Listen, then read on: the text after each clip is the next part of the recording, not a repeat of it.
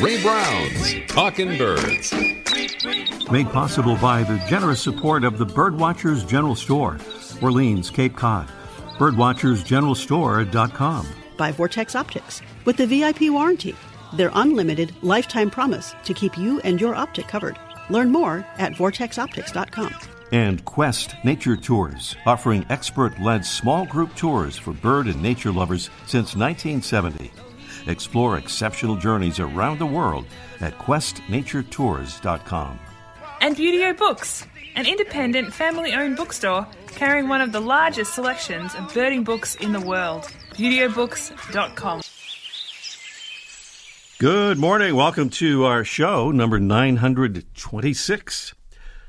The live version of today's show is airing on the 19th of March. That means, as we speak, it's still winter.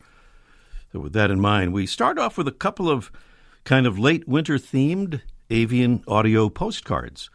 One from Suzanne V. in Michigan, and one from Phil Y. Turby in New Jersey. So we'll hear them back to back, starting with Suzanne and some loud friends. So I'm here at Gallup Park in Ann Arbor, Michigan, and it is pretty cold. But one of my favorite things to look for in the winter here along the river are trumpeter swans, which you can hear. There's about 5 of them on the river near me right now. Earlier, I saw another 17 on my walk. There are also titmouse and chickadees, and there's about 8 golden eye ducks. That's it. Good morning from Ann Arbor, Michigan.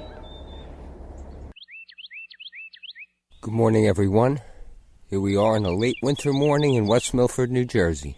Here at Carolina Wren and a northern cardinal starting this morning. Have a great day, everyone. Bye. Thank you, Phil. Short and sweet there. And thank you, Suzanne, up there in Ann Arbor, Michigan, with those audio postcards. We'd love to get audio postcards. Just get your phone out there and record yourself looking at some birds and try to get a little bird sound if you can. And send it out to Ray at talkingbirds.com, Ray at talkingbirds.com, and we stand by ready to assist if you need any help in putting that together. Well, one of our newer Talkin' Birds ambassadors, Jason Wayne, lives in East Palestine, Ohio, site of that terrible Norfolk Southern train derailment, which released enormous amounts of toxic waste that has threatened the health of residents and animal life there. We were in touch with Jason to see how he's doing, and in part, he said this: "Hello, Ray and crew. I live 0.6 miles from the derailment site. As far as the impact to myself, I'm well and back home. Although being so close, I never smelled anything. I live on the hill above the crash site, and the wind blows constantly to the east here. Birding has really helped me stay sane these last couple of weeks." He says, "As far as the birds are concerned, my neighbor who stayed during the release of the chemicals from the tankers told me that shortly after the explosion went off, the birds took off, the crows being first, then the songbirds. 3 days later," he said, "the birds came back, with the crows being the last to return. Crows are pretty smart." He says, "I came home Wednesday and the next day took down all my feeders, got rid of all the food there, soaked and scrubbed the feeders with a little bit of bleach and water mixture." He says the water was black. He'd never seen anything like it. He says, "I let them all air dry and cleaned my bird baths and put up my feeders with new food. My birds were happy I had returned, as I was, to be home. Thanks for thinking about me and my town. We have plenty of help at the moment from all walks of life. So many of my birding friends have reached out to me, and for that I am grateful. I wish more people knew how strong our birding communities are.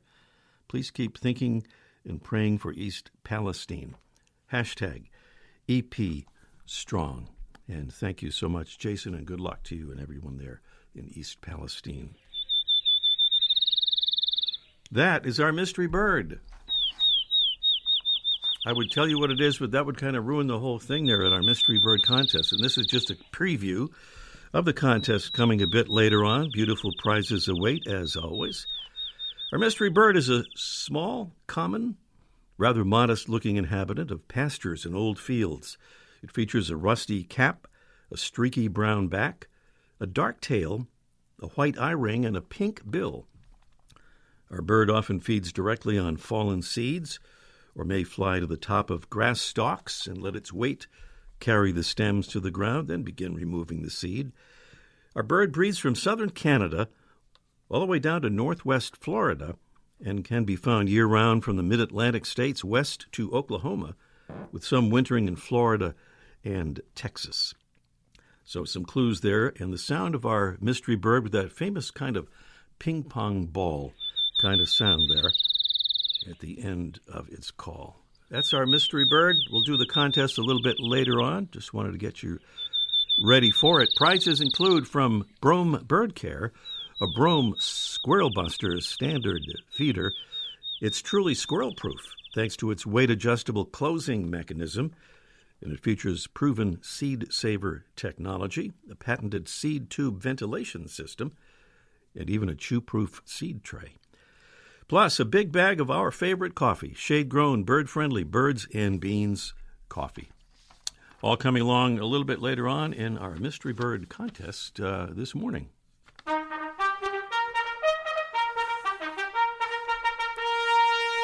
A salute to some of our favorite people, and those are Talkin' Birds listeners who have become Talkin' Birds ambassadors, helping us spread the word about our show and about birds and conservation, which is what we're trying to spread the word about. And thank you to Beth from Norfolk, Virginia. Thank you so much, Beth. And thank you to Dennis Curry from Wayne, New Jersey. Thank you, Dennis. And thanks to Don Thoen from McCammon, Idaho. Don says, I recently joined the Idaho Master Naturalist Program, and I'm looking forward to passing along the information I'm learning on your show with fellow naturalists. Oh, yeah, and I'm passing out the cards. Well, Beth and Dennis and Don have given us a nice boost as we march in the month of March toward a special goal, and that's to grow our Talkin' Birds and family, ambassadors family, to a total of 800 members. We're getting very close to reaching the mark, but we're not there yet. And after today's show, we'll have only one more show in the month and one more chance to reach that goal. So as we've said in the past couple of weeks, if you enjoy our show and would like to help us spread the word about the wonder of birds and the vital importance of conservation, please consider becoming an ambassador. It's very easy to sign up for, and as an ambassador, you'll just hand out at your convenience some of the little Talkin' Birds info cards that we send to you. Just go to sign up to the Get Involved tab at talkinbirds.com. That's talkinbirds.com, and you'll see the easy instructions right there. Still to come today, we'll welcome a special guest who will tell us about her work with the protection, management, and restoration of beaches and bird breeding islands in coastal uplands and salt marshes. Also today, Mike O'Connor will join us for an almost live from the archive Let's Ask Mike segment about grackles. Our featured Feathered Friends segment is presented by Birdwatching Magazine. For more than a quarter century, Birdwatching has been North America's premier magazine about wild birds and birding. And today, we have something different. We could call it Featured Feathered Friends, plural, but it's really kind of a late March mini-essay that we've put together from the writings of our friend, the great naturalist, storyteller, and author, Al Batt. Here it is.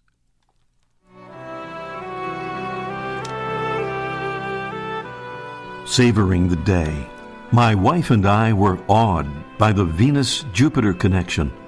They appear close together in the western sky early in March. Both were bright, but Venus was brighter. March can be moody. It was snowing. Winter doesn't meet its demise on March 1st or March 20th. Snow brought a concert of silence, broken by the honking of Canada geese flying overhead. I saw pairs of that species battling over nest sites. Spring comes early to the southern side of buildings. I watched a chickadee and a downy woodpecker peck holes into goldenrod galls on a prairie and extract the insect larvae from within. Prairie comes from the French word for meadow. Among the noble citizens of the backyard, the squirrels have been stripping bark from maple trees. They use the bark and buds as food and may use the bark in their nests. Red osier dogwood looks a bright red, giving it the nickname Veins of Spring.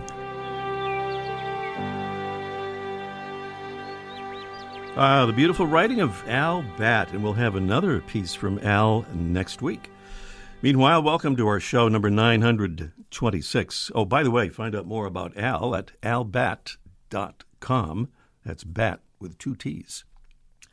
Anna Lee Twightman is a coastal restoration ecologist with a bachelor's degree in environmental science from Cornell University and a master's in wildlife ecology from the University of Florida.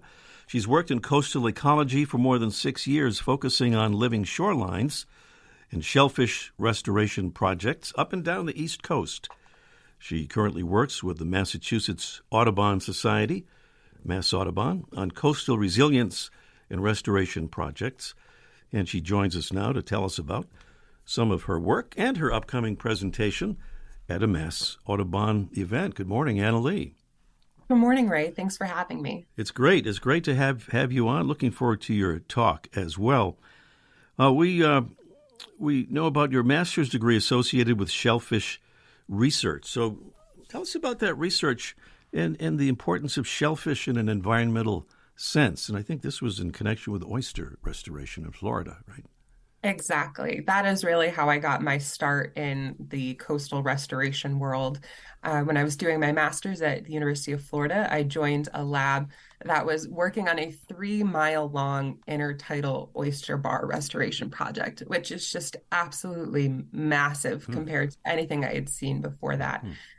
We used a relatively unique technique for this oyster restoration project. We used locally sourced limestone boulders on this reef to provide substrate for oysters. Oysters are relatively unique in that they need a hard surface to settle on when they're itty-bitty babies. So without that hard substrate, they have nowhere to settle and they won't be part of that system. And so we did this for really an interesting thing that's not usually talked about with oysters, but we rebuilt this bar to act as a leaky dam to trap fresh water in the Suwannee Sound in the Gulf of Mexico. So that system grew perpendicular to the river, the Suwannee River, and it trapped that fresh water there back when there were oysters, making that whole sound a really good place for oysters to grow. But then once the oysters started to die off, there was less trapping of water, and that system just became too high of a salinity for oysters to grow. So that was our main purpose there. And the importance of the oysters there is mostly what? Oh, well, I mean, oysters are really important for a lot of reasons, but for there, it was really critical habitat for so many species. I can't tell you the number of birds, bald eagles that I would see just on this intertidal reef when the tide was low. But it's also super important for the local people who lived there, who made their livings harvesting oysters. So we really, this project represented more than just wildlife or people. It was both together. Well, we hear a lot about overfishing of various finfish species, but what about shellfish in that regard in terms of conflict with, their importance as shoreline stabilizers and as food? Exactly. There are a lot of different interested stakeholders when it comes to shellfish. There are a lot of, really important reasons to protect shellfish. And so it's all about a balance, right? When there is overharvest of oysters, that can lead to, again, this less substrate for baby oysters, less baby oysters out there. So we all really together, people who make their living harvesting oysters, those like me who like to restore oysters for more of an environmental purpose, everyone can really work together for a mutual goal here. And these oysters, in addition to being really amazing food for people and for animals, can protect shorelines from wave energy. They can filter water. They can really do it all. And some shellfish, like ribbed mussels, for example, that we talked about before the show, are not harvested commercially, but have real importance when it comes to shoreline stabilization, right? Exactly. That is a small project I'm working on right now with Mass Audubon. We're working with this species of mollusk of shellfish called the ribbed mussel. You may not have heard of it because, as Ray said, there's no commercial market for them. People don't eat them and honestly probably shouldn't eat them. I've heard they can be bad for you, but they're the primary shellfish that's found in salt marshes on the East Coast. And they have this really amazing role in salt marshes. They can stabilize the salt marsh, they filter feed, they as they eat and then poop, they can actually help rebuild a marsh. So that is something we've been working on, experimenting with how we can restore and put more rib mussels out into the salt marsh. Another thing you talked about was something called, or you referred to as legacy agriculture effects. What is tell us a little about that and what mitigation there might be for that. Absolutely.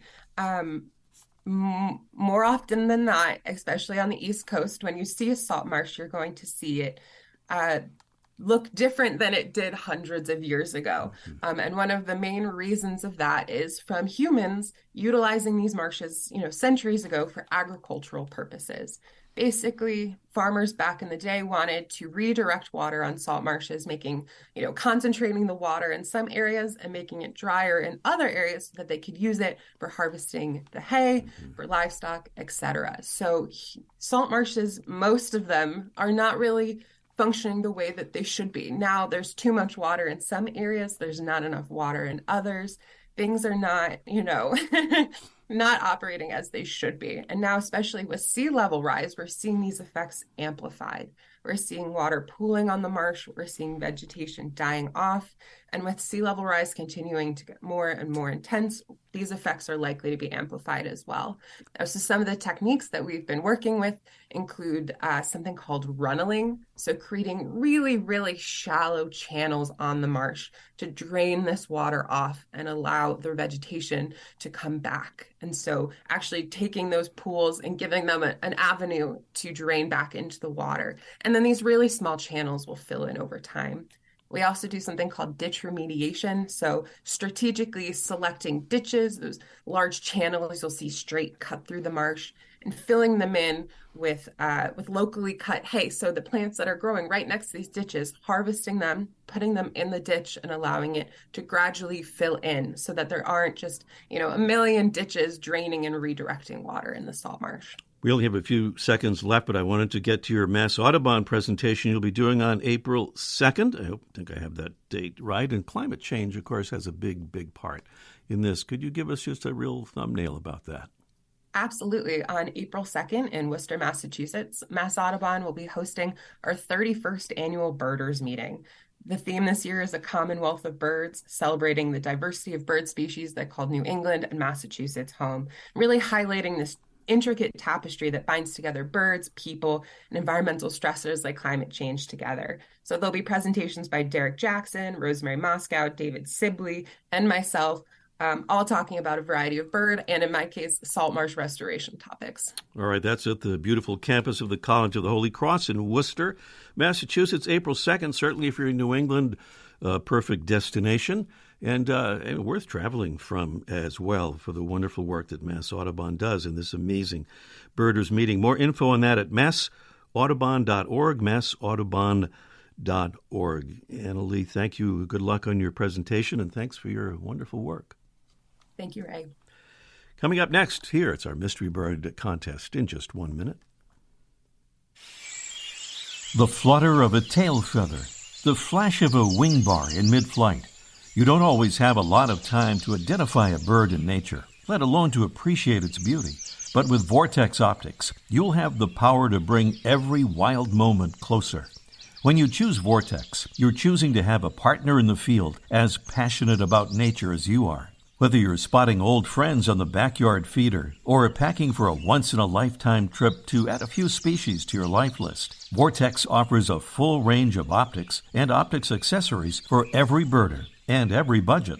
And whether the birds are taking you to another state or another country, you're always covered by the Vortex VIP warranty, an unlimited lifetime promise to keep you and your optic covered. If you'd like to learn more, or if you need help choosing your next optic, give Vortex a call at 1-800-4VORTEX or visit vortexoptics.com. Can we hear that bird a little louder than that? I mean, I can sort of hear it, but we could... There it is. That's a little better. That's our mystery bird. And this is our mystery bird contest, a unique feature of which is that you don't necessarily have to get the right answer to win our contest if no one else gets the exact answer. So give us a try, give us a call, and call as soon as you can so we have time to complete the contest before the end of our 30-minute show. The number is 781-837-4900. I'll give the number again in a moment. Our mystery bird is a common, small, rather modest-looking inhabitant of pastures and old fields. It has a rusty cap, a streaky brown back, a dark tail, a white eye ring, and a pink bill, kind of famous for that ping-pong ball-sounding song. Our bird often feeds directly on fallen seeds, or it may fly to the top of grass stalks and let the weight carry the stems to the ground, and then grab the seeds there. Our bird breeds from southern Canada down to northwest Florida. Year-round, mid-Atlantic states west to Oklahoma, and some wintering in Florida and Texas. The beautiful Brome Squirrel Buster feeder is one of our prizes, and a big bag of our favorite coffee, shade-grown, bird-friendly Birds and Beans coffee. 781-837-4900, the number to call on our mystery bird contest, and good luck. Up next, Let's Ask Mike, almost live from the archive on the subject of grackles in just 1 minute. Beautyo Books carries one of the largest selections of birding books in the world. New, used, and rare books covering everything from backyard birding to general ornithology, from field guides to photography skills, biography, fiction, and humor. You'll find it all, along with the knowledgeable customer service you've been looking for, in one convenient place. BeautyOBooks.com. B-U-T-E-O. BeautyOBooks.com. Quest Nature Tours has offered exceptional tours for bird and nature lovers since 1970. In 2023, join us in search of colorful bird life and jaguars in Brazil or on our brand new Zambia Safari. See amazing wildlife and explore habitats with travel companions who truly enjoy nature. Talkin' Birds listeners receive a $150 credit towards their first tour. Visit questnaturetours.com today. Birds and much more. Guaranteed. Mike O'Connor is about to join us from the famous Birdwatchers General Store on Cape Cod. If you'll even speak to us now that he's spotted all these fancy birds there and walks around his Lower Cape location. Good morning, Mike. Yeah, I had a good day yesterday. Found some red crossbills and a Lapland longspur. Both birds, one bird I hadn't seen in my entire life. I've been working on it for a long time. So, yeah, I had a good day. All right. Well, we were going to talk about the birds of Easter Island this morning because it's Easter Sunday as we do our show live. But after your intensive research, I believe you've discovered, there are no birds on Easter Island. There are no birds. Yeah, who knew? Because you think like the Falklands, just off of Chile, off of Argentina, off of Chile, there's the Easter Island.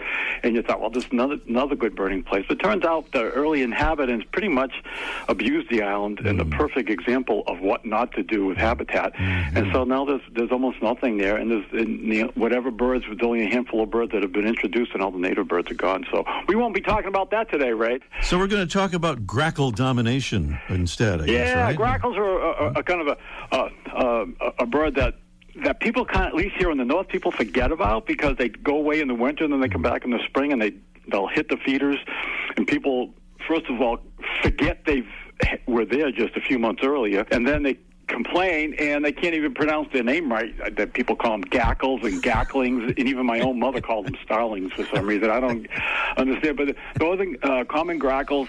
They'll dominate a feeder, and and people get mad because they scare away. I'm doing air quotes now. They scare away the good birds. So, what can you do? If they dominate your feeder, most people just bang on the window like idiots because they're very skittish. But there's a few steps you can take. Safflower seed is a hard white seed that some people find works very well. Other people don't have good luck with it. So I tell people to get a feeder full or a few feeders full of safflower seed and then evaluate how it works. it's not a repellent, so you can't mix it with other seeds because then the grackles will just eat the other seeds and avoid the safflower. So just fill a couple of feeders full of safflower seed, and that may do the trick for you. The second thing you can do is they have feeders with adjustable perches that close down when certain weights get on them. So when a heavy bird like a grackle goes, it shuts down the food. So it's like a squirrel-proof feeder. Those work there, but the grackles are very adaptable, and they shift their weight, and they flap their wings, and sometimes it doesn't work for them. So that's another option. The option that works the best, in my opinion, are the cage feeders, where you just take a regular feeder and you put it inside a cage. It's not the prettiest looking thing, but the little birds like it. They fly through the openings in the wire. The chickadees and the titmice and the finches, nuthatches, they go in and out. And then the bigger birds, again, like the squirrels and the blue jays and the grackles here, they can't get at the food. And this is what I do with one of my feeders, and the little birds love it. But there's a downside, is when you have a cage around the feeder, that keeps out all large birds, including cardinals. And when people hear that, their face turns pale, like they just found out Christmas was canceled. So you got to. The cardinals lead on the ground, but I would go with the cage, anyways. All right, the cage it is then. Or, all right. Or yes? Ray, you could just bang on the window like an idiot. Like an idiot. Okay, that's 4 options you got there. That ought to cover it. All right. Thank you, Mike. And folks, keep an eye out for Mike's new forthcoming field guide to the birds of Easter Island. Fits easily in your pocket or purse. Yeah, that's right. Yeah, that's right. It's really a light read. One page will do it. We'll talk to you next week, Mike. Yeah, bye-bye. For over a quarter century, Birdwatching Magazine has been North America's premier magazine about wild birds and birding. Whether you enjoy birds in your own backyard or far afield, you'll find information in every issue to help you find, track, identify, and understand birds. Regular contributors include Ken Kaufman, David Sibley, Pete Dunn, Laura Erickson, and other birding experts. Learn more at birdwatchingdaily.com. And the Mystery Bird Contest is underway, and we have Tom with us here. We talked about prairie birds a little while ago. We heard about them from our friend Al Batt, and Tom is out in the prairie state of Illinois. Good morning, Tom. Good morning, Ray. How are you doing today? Doing well. How are things out there? Not too bad. The only birds we have out here, I live in a condo, all I see is house sparrows. They're in the bushes, they're in the garage, underneath the building. They're reliable anyway. I guess you could say that about them.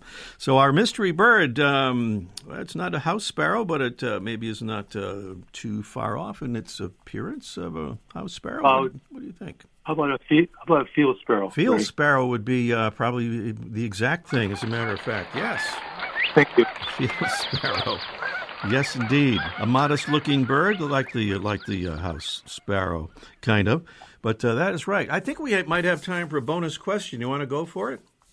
Now, real quick, a preface. I can't take the breeder because I live in a condo suite. They don't accept it here. Yeah. So if you want to do a local birding club over there, it'd be great. Or nature center. Well, okay. I don't know if let's see. This prize is a different thing. This is for our window protection kit. Okay. Yeah. I don't know if do we have time to do this? Let's try it. Which of the following with a ridiculously sounding footwear-related name actually exists? A, the loafer merganser. B, the slipper lobster. C, the flip-flop lizard. Or D, the boat shoe booby. One of those is actually a real creature. What do you think? I'll go B. B with the slipper lobster. That is absolutely correct. And we'll explain why maybe if we remember on our next show. Tom, stay on the line. We'll get your info. Okay, thanks a lot. Have a good one. Thanks for being with us. The great John Kreischer will be our guest next week, talking about his new Galapagos guide. Thanks for being with us. See you next week.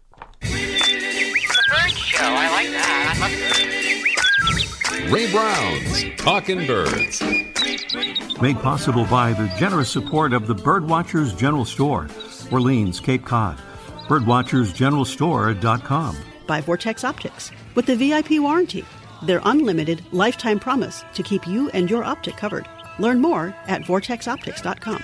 And Quest Nature Tours, offering expert-led small group tours for bird and nature lovers since 1970.